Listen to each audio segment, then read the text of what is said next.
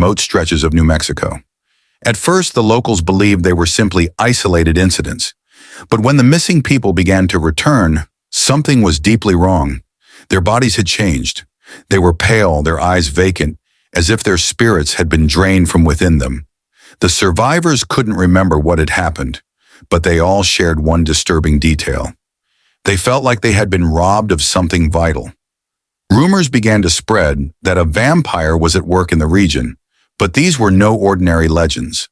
The vampire, it seemed, was not a creature of the night, but something far darker. A human family, isolated in the wilderness, performing unspeakable rituals. As the disappearances continued, the situation grew more dire, and the local authorities sent a group of lawmen to investigate. Their search led them deep into the rugged, desolate valley where an unremarkable family had set up camp. The family lived in near isolation, and though they had minimal contact with locals, no one suspected them until the mysterious deaths began to mount. At first glance, their camp seemed abandoned, but upon closer inspection, the lawmen found signs of disturbing activity: dried blood, strange markings on rocks, and a sense of unnatural stillness in the air. The real shock came when they discovered the remains of the victims. Unlike typical murder victims, these bodies were eerily preserved. The skin had a waxy appearance, and their faces were thin, drained of color. Some of the corpses had been placed in ritualistic poses, their limbs arranged unnaturally. The lawmen realized that this was no ordinary crime scene, but a place where the very life force of the victims had been drained away. Not through violence, but through a more insidious process. It wasn't until they stumbled upon the family's shelter that the full scope of the dark practices was revealed. The family was living under a makeshift tarp near a cave, and the lawmen discovered old books filled with strange symbols. These texts contained rituals centered around the use of blood, not for sustenance, but as a means of life extension.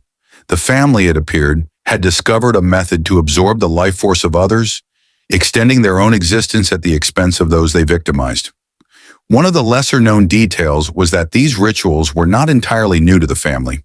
Some of the documents found at the site suggested that the family had been practicing these dark arts for generations, long before the recent disappearances began. There were even accounts of other settlers in the area having witnessed strange behavior from the family years earlier. People who described the family as unsettling, with an unnerving aura of secrecy. Interestingly, it was discovered that the family had been using a specific type of blood. Not just any blood, but that of people who had been isolated in the wilderness or living on the fringes of society. It seemed as though they were targeting individuals who, like themselves, were on the margins. These individuals were easier to control, more susceptible to their influence. Some believed that the family's blood rituals allowed them to access more than just life force. They tapped into a dark, primal energy that could be drawn from the earth itself, making the process even more dangerous. The family had carefully concealed their rituals, but the lawmen finally uncovered the truth. The family was not simply drinking blood, but using it to manipulate the life force of others. This was not traditional vampirism. It was something much more insidious. The blood was used as a vessel to draw out energy, draining the victim of their vitality and extending the family's life.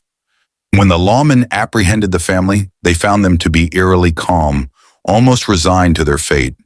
They did not resist arrest. Their eyes, like those of their victims, were empty, and there was no fight left in them.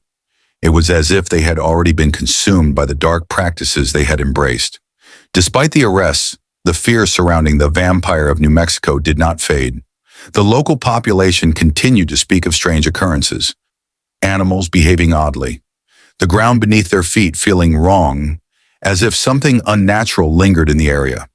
While the family was incarcerated, some believed that the dark rituals had created an irreversible imbalance in the land. The most disturbing fact that few knew was that these rituals weren't just the work of a single family, but part of a broader, hidden tradition. The family had discovered something far more ancient than they realized. The books they had, filled with strange symbols and cryptic rituals, were not written by them. They had been passed down through the generations, and their origins traced back to a time long forgotten.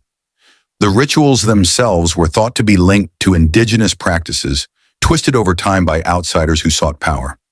Some historians believe that the family had stumbled upon a dark secret, a power that predated their arrival in New Mexico. And so, while the family's actions were brought to light, the legend of the vampire of New Mexico lived on. The valley where they had once practiced their rituals was abandoned, but the whispers persisted. Was it truly over, or had something far darker been unleashed upon the land?